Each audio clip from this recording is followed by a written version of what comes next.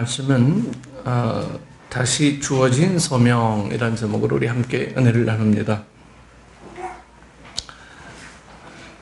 칼 힐티라고 하는 사람은요, 이 소명이라는 이 콜링이라는 책에서 인생 최고의 날은 바로 자기의 소명을 발견하는 날이다, 이렇게 그는 고백합니다. 여러분, 소명이 그만큼 중요하다라고 하는 거예요. 소명이. 인생의 가치와 의미는 바로 이 소명을 받고 소명을 따라 살며 소명을 이루는 데 있습니다. 네. 그래서 인생의 가치와 의미를 우리가 들라라고 얘기하면 나에게는 무슨 소명이 있느냐라고 하는 것들을 확인하는 거예요. 이게 확인되지 않으면 뭘 해야 되나 고민이 많죠. 우리 대학교를 가는데 내가 어떤 공부를 해야지 모르게 되면 굉장한 혼란이 오게 됩니다.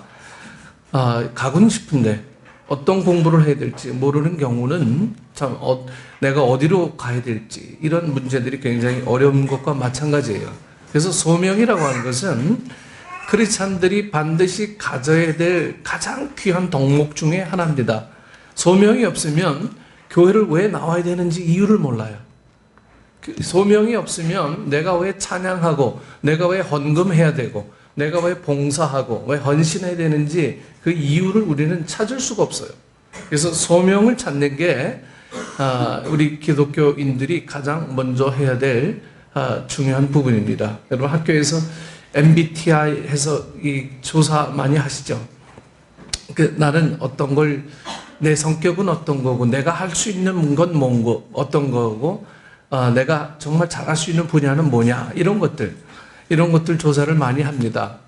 그러면서 내가 잘할 수 있는 것들, 그렇게 해서 주님 앞에 영광 되어줄 수 있는 조건들, 이런 것들을 통해서 인생을 사는데 거기에 가치가 참 많이 부여가 되죠. 오늘의 본문을 보면 부활하신 예수님께서 사랑하는 제자 베드로에게 이제 뭐라고 말씀하시냐면 You follow me. 너 나를 따라라. 이렇게 말씀하세요. 이 말씀을 2번씩이나 반복하신 것을 알 수 있습니다. Follow me, follow me. 네. 사실 베드로는 3년 전에 나를 따르라, 이 마태복음 4장 19절에서 하신 예수님의 부름을 받고 배를 버려두고 식구를 버려두고 주님을 쫓았어요. 그런데 그는 예수님의 소명을 저버린 듯이 이제 다시 고기잡이 하던 옛 생활로 돌아가죠. 그렇지만 이 베드로의 삶은 그것으로 끝나지 않았습니다. 예수님은 다시 베드로에게 소명을 주셨어요. 이 부활하신 후의 일이죠.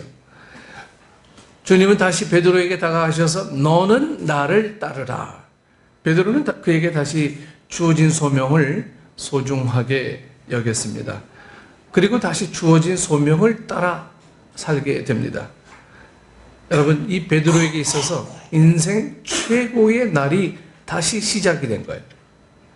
다시 주어진 소명, 오늘 우리들에게도 가능한 줄 믿습니다. 주님을 따르는 사람은 어떠한 삶과 죽음으로 하나님께 영광을 돌릴 것인지를 여러분 생각하며 살아야 돼요. 네. 그저 근근하게 내 생에 내 삶 하나 거두지 못해서 힘들어하는 그런 삶이 아니고 내 삶을 통해서 주님 영광 되어지는 조건들, 이런 것들이 우리 삶 속에서 늘 고백이 되어져야 돼요. 이게 바로 크리스찬의 삶이라고 하는 거예요. 어느 교회학교 선생님이 유치부 아이들에게 하나님 나라에 가는 길에 대해서 이제 가르치게 되었어요. 선생님은 여러분, 선생님이 만일 집을 팔아서 전부 다 헌금을 한다면 천국에 갈 수 있겠습니까? 라고 이렇게 선생님은 유치부 아이들에게 물었어요. 아이들은 일제히 아니요 라고 대답을 하죠. 그러면 선생님이 매일 교회 청소하고 유리창 닦는다면 천국에 갈 수 있겠지요? 이렇게 하자 이번에도 아이들은 아닙니다, 아니요 라고 대답을 또 하죠. 그러면 선생님이 어떻게 해야 천국에 갈 수 있습니까? 라고 이 유치부 아이들에게 물었습니다. 그때 그 유치부 아이들 중에 하나 5살짜리 먹은 아이가 벌떡 일어나서 큰 소리로 이렇게 대답했다고 합니다. 선생님이 죽어야 돼요. 예수님이 죽어서 내가 다시 살 이유가 생겼다는 걸 이 5살 아이가 안 거예요. 선생님이 죽어야 된대요. 네. 참, 이 선생님이 많은 생각을 아마 했던 시간이었을 겁니다. 천국은 하나님의 은혜로 믿음으로 말미암아 들어가는 하나님의 선물입니다. 네. 그런데 분명한 전제가 하나 있어요. 그것은 죽어야 된다라고 합니다. 죽어야 된다. 네. 그 누구도 먼저 죽지 않고서는 여러분 천국에 들어갈 수가 없어요. 죽지 않고서는. 그리고 자기가 죽지 않고서는 하나님께 영광을 돌릴 수도 없습니다. 예수님께서 베드로에게 내가 진실로 진실로 내게 이르노니 내가 젊어서는 스스로 띠띠고 원하는 곳으로 다녔거니와 늙어서는 내 팔을 벌리리니 남이 내게 띠띠우고 내가 원하지 아니하는 곳으로 데려가리라 하셨습니다. 예수님께서 베드로에게 주님께서 이 말씀을 하시면 베드로가 어떠한 죽음으로 하나님께 영광 돌릴 것을 가리키심이 젊어서는 네가 이 갈릴리 호수에서 고기 잡고 네가 원하는 대로 살았지만 이제는 소명을 받은 너는 이제 네가 원하는 것으로 살 수가 없다. 여러분 베드로의 삶이 예수님 따른 이후의 삶이 어땠는지 여러분 잘 아시죠? 그의 죽음이 어땠는지도 아시죠? 나는 예수님이 십자가에 똑바로 못 박혀 죽었는데 난 그럴 자격도 없습니다. 죽음에서까지 그의 죽음은 십자가에 거꾸로 못 박혀 죽는 죽음이었죠. 결국 하나님의 영광을 위한 삶이 베드로의 나머지 삶이었어요. 베드로의 죽음은 자연적인 죽음을 뜻하는 것이 아니라 이 복음을 전하고 이 양들을 돌보는 사명을 수행하다 강제적으로 당하는 죽음, 곧 순교를 가리키죠. 순교의 죽음이었어요. 이 순교는 하나님께 영광이 된다는 점에서 최고의 가치와 의미를 지닌다고 하겠습니다. 저는 이 목회하면서 가끔 여러 가지 딜레마에 부딪힐 때 저희 어머니 계신 산소에 가끔 갑니다. 가서 그 옆에 누가 누워 계시냐면 저희 외할머니가 누워 계세요. 외할머니가 전도사님이시거든요. 황해도에서 목회하시고 그리고 아들을 이 목사로 키우시고 이 아들 목사님도 그 옆에 누워 계세요. 거기서 다시 한번 힘을 얻어요. 그 어려운 시절에도 이 피난 시절에도 우리 외할머니가 금반지를 빼서 아들에게 그 신학교에 입학금을 대주면서 공부해라라고 하는 그 음성들이 제게 많이 들려옵니다. 그래서 우리는요 항상 이 최고의 가치는 주님 앞에 어떻게 하면 영광 돌릴 것인지라고 하는 이 목적이 우리 삶의 포인트가 돼야 돼요. 학생이면 공부로 영광 돌리는 거고, 직장인이면 여러분 우리 직장을 통해서, 또 사업하는 사람은 사업을 통해서, 뭐 여러 가지 이런 일들을 통해서 하나님 앞에 영광 돌릴 일이 무엇인지, 이것이 주님께서 우리에게 원하시는 삶이다라고 하는 거예요. 여기서 우리가 이런 교훈들을 늘 깨달아 알아야 된다라고 하는 거죠. 그것은 곧 삶과 죽음으로 하나님께 영광 돌리신 예수님을 따르는 제자로서의 삶인 줄 믿습니다. 고아들의 아버지 조지 밀러 목사님의 이야기죠. 그는 그의 일생을 이 고아들을 위해 헌신함으로써 하나님께 큰 영광을 돌렸고 사람들로부터 큰 존경을 받았습니다. 그의 말년에 이제 어느 기자가 어떻게 평생에 그런 일을 할 수 있게 되었느냐 이렇게 묻습니다. 그때 조지 밀러는 이렇게 대답을 합니다. 그것은 조지 밀러가 죽었기 때문입니다. 즉 평판, 선택, 좋은 것과 싫은 것, 원망 등에 대해 죽었습니다. 또한 이 세상의 칭찬이나 비난에도 죽었습니다. 제가 두려워했던 것은 하나님의 책망이었고 제가 원했던 것은 하나님의 칭찬이었습니다. 그러자 제 인생이 저도 모르게 달라졌습니다. 이 조지 뮬러의 고백입니다. 자기가 죽어야 하나님께 영광이 되어질 수 있다라고 하는 것들을 이 조지 뮬러는 늘 고백하며 그렇게 살게 되죠. 하나님의 책망을 두려워하고 하나님의 칭찬을 원하는 사람은 기꺼이 자기 십자가를 지고 죽습니다. 그런 사람은 사람들의 칭찬이나 비난에 좌우되지 않아요. 그런 사람은 세상의 부귀나 명예에도 연연하지 않습니다. 그런 사람은 오직 사나 죽으나 하나님께 이 영광 돌리기만을 위해서 주님의 발자취를 따를 뿐이죠. 하나님은 바로 그런 사람을 기뻐하세요. 그런 사람. 세상 사람들도 그런 사람을 좋아합니다. 교회 다니는 사람인지 안 다니는 사람인지 구별 안 되는 사람을 세상 사람들이 좋아하는 게 아니고요.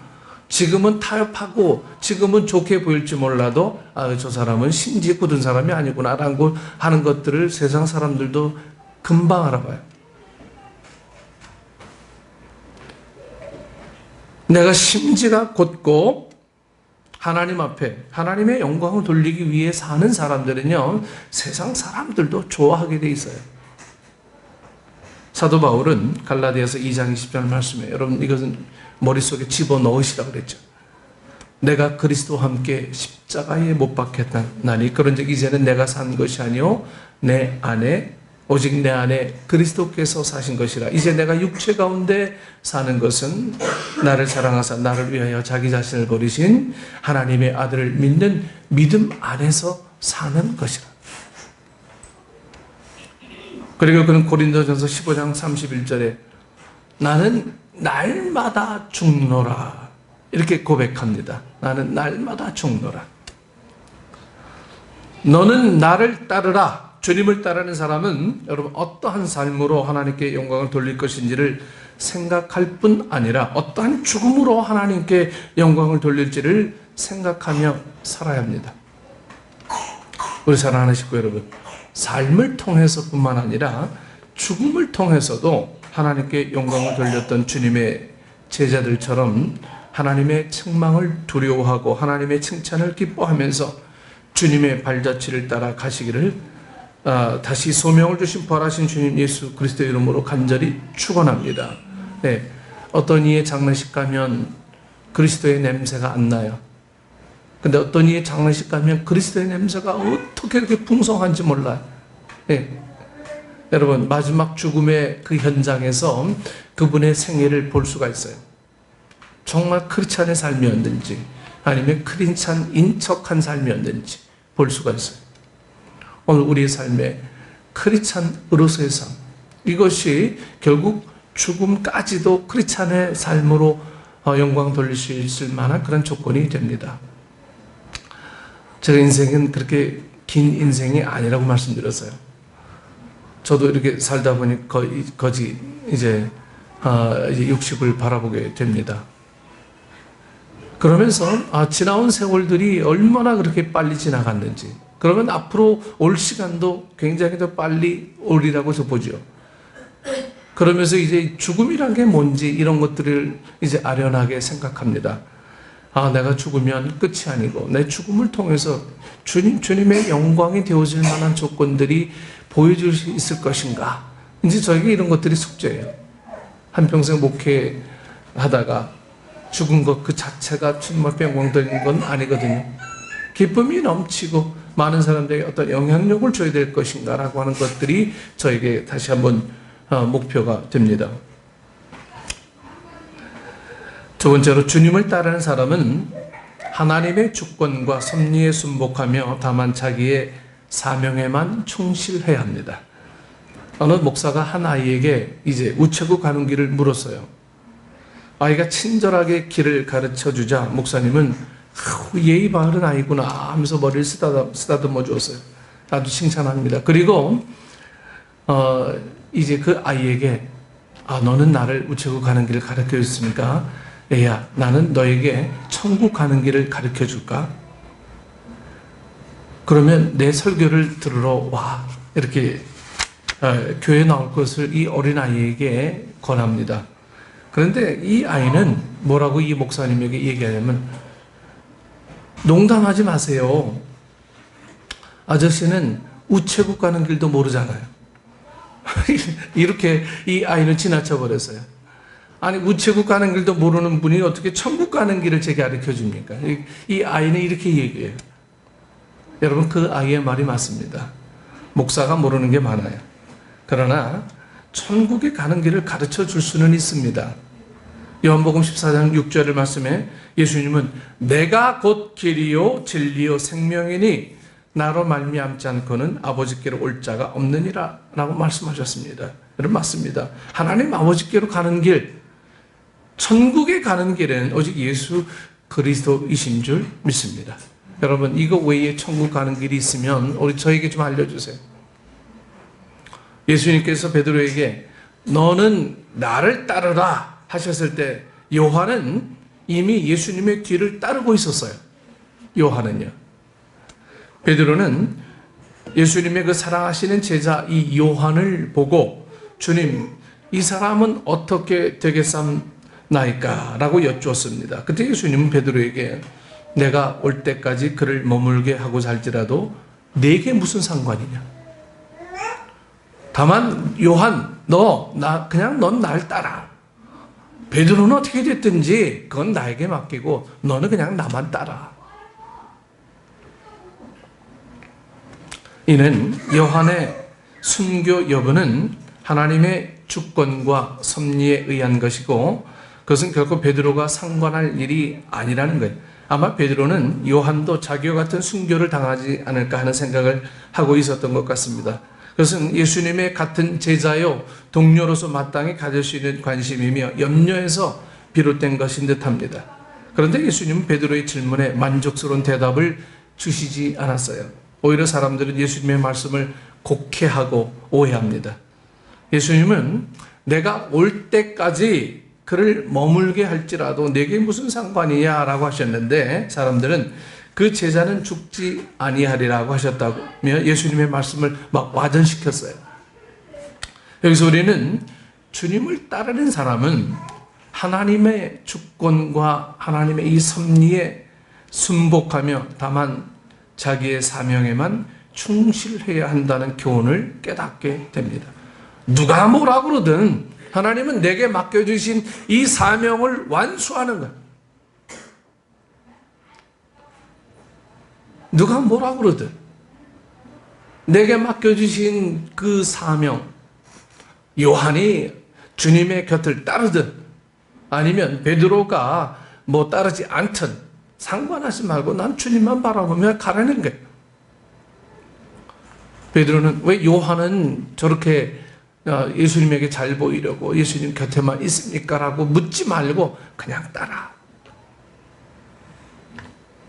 베드로, 너 그냥 따라. 오늘 우리는 주변의 많은 상황들 때문에 내가 주님 앞에 따라야 될 조건들이 안 됩니다 라고 하는 이러한 이 합리화를 우리는 많이 이야기합니다. 여러분, 오늘 주님께서 아주 명료하게 정리해 주셨어요. 남들은 어찌됐든 넌 나 따라. 이게 예수님을 따르는 제자로서의 삶인 줄 믿습니다. 미국 텍사스 킬린에 성 루가 연합감리교회가 있습니다. 미국 이 중남부 지역에서 가장 크고 대표적인 교회가 이 성 루가 연합감리교회입니다. 그 교회 담임 목사님이 송종남 목사님인데 그 목사님의 이야기입니다. 그 송종남 목사님은 그의 인격과 또 성품, 영성과 지성을 아주 두루 갖춘 아주 신실하신 목사님이세요. 그 목사님이 인천이 고향인데 그는 3남매 중 이 외아들로 태어났습니다. 그의 어머니는 일찍부터 그 아들을 목사로 드리려고 서원했습니다. 그러나 그는 목사 되는 것을 너무 싫어했어요. 목사 되는 것을. 친척 중에 목사들이 많았는데 방학 때 놀러 가보면 이 목사님들이 아주 궁핍하게 사는 거예요. 네.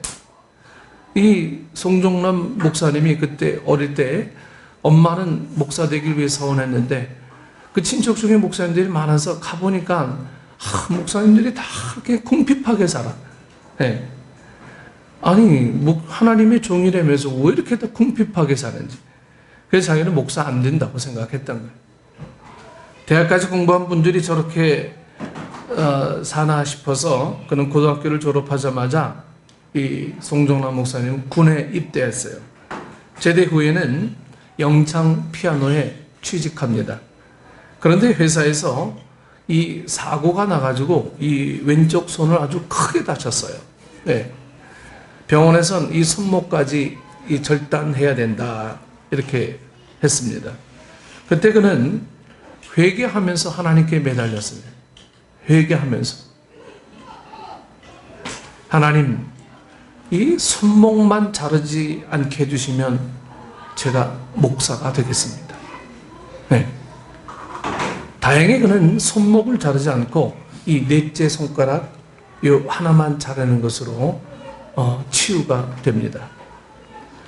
결혼 반지를 껴야 되는데 이게 없으니까 결혼 반지를 끼지 못하고 이 기타를 칠 수 없게 되었지만 그는 하나님과의 약속을 지키기 위해서 1982년에 신학대학에 들어가서 목사가 되었습니다. 유학까지 가서 공부도 더 했고 목회도 아주 열심히 하고 있습니다. 그는 어머니의 서원이 얼마나 중요하며 하나님과의 약속이 얼마나 중요한 것인가를 깨닫게 됩니다. 하나님과의 약속이라고 하는 건 이거는 내 생에 있어서 반드시 지켜나가야 될 일이구나. 이걸 느낀 거예요. 그리고 하나님의 주권과 섭리에 순복하며 다만 자기의 사명에 충실한 것이 얼마나 행복한 삶인지를 잘 보여주고 있습니다. 물론 많은 사람들이 직장 다니다가 저 손도 잃고 발도 잃고 할 수 있죠. 에이 재수 없어서. 에이 오늘 나에게 왜 이런 일만 생기지? 자기 인생을 저주하고 사는 사람이 있어요. 하지만 이 목사님은 자기 인생을 저주하는 삶이 아니라 사명을 발견하는 계기가 된 거예요. 사명을 발견하는 계기. 우리 인생에 어려움이 있다면 왜 나는 이렇게 힘들지? 왜 나는 이렇게 어렵지? 왜 나는 이렇게 고통스럽지? 이런 것만 우리 머릿속에서 그려내는 삶이 아니라 내가 왜 이런 어려운 삶을 살고 내가 이런 고통 삶을 왜 살게 되는지 주님과의 관계에서 온전한 회복이 이루어지지 않았는지를 점검해야 되는 일들이 오늘 우리에게 먼저 선행이 되어줘야 된다라고 하는 거죠.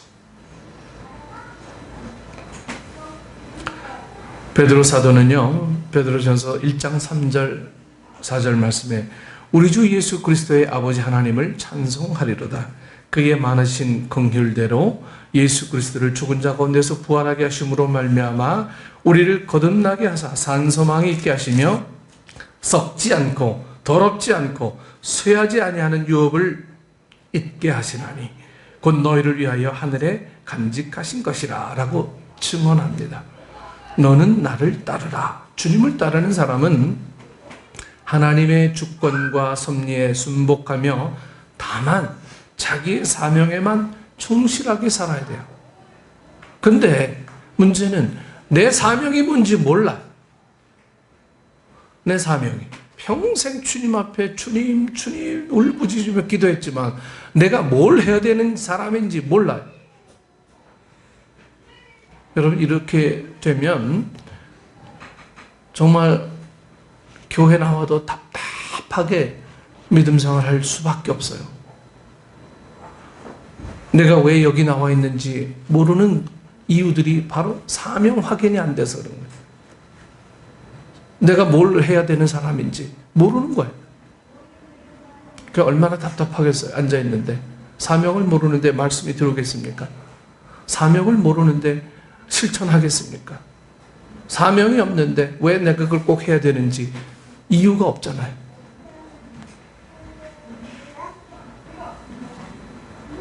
다만 자기의 사명에만 충실하게 살아야 된다라고 하는 거예요. 그럼 내 사명이 뭐냐? 이걸 알기 위해서 여러분 무릎 꿇으셔야죠.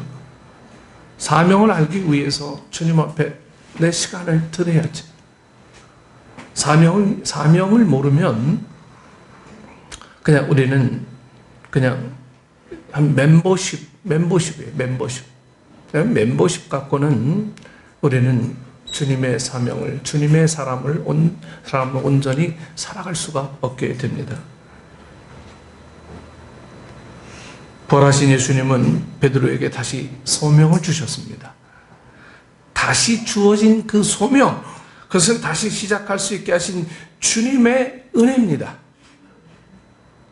주님을 따르는 사람은 어떠한 삶과 죽음으로 하나님께 영광을 돌릴 것인지를 우리가 생각하며 살아야 된다라고 하는 거예요.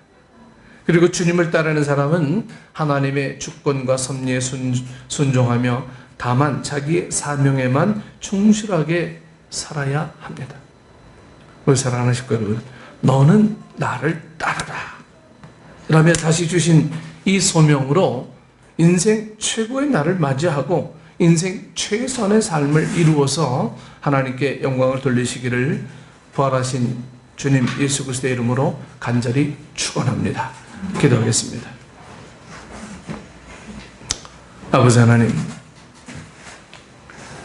부활하신 그 은혜, 그 사랑, 그것은 곧 내가 다시 주어진 사명을 확인하기 위한 하나님의 놀라운 계획이었음을 고백하게 하여 주옵소서. 처음 부르셨을 때 우리는 그 사랑을 간직하고 있지만 믿음 생활을 하다 보니 그냥 내 흔적조차 없는 우리의 벗겨진 모습을 볼 수밖에 없습니다. 이제 다시 한번 주님, 너는 나를 따르라. 이 말씀의 은혜가 우리 안에 가득하게 넘쳐나게 하여 주시고 그것을 통해서 내가 하나님의 나라를 위해, 교회를 위해 무엇을 해야 되는 존재인지가 분명하게 설정이 되어질 수 있는 축복의 우리 식구들 되게 하여 주옵소서. 하나님과의 관계가 회복되어질 때 이 세상 모든 관계도 회복이 되어지는 은혜가 있을 줄 믿사오니 성령님 함께 하시고 은혜로 더하여 주옵소서. 예수님 이름으로 기도드리옵나이다. 아멘.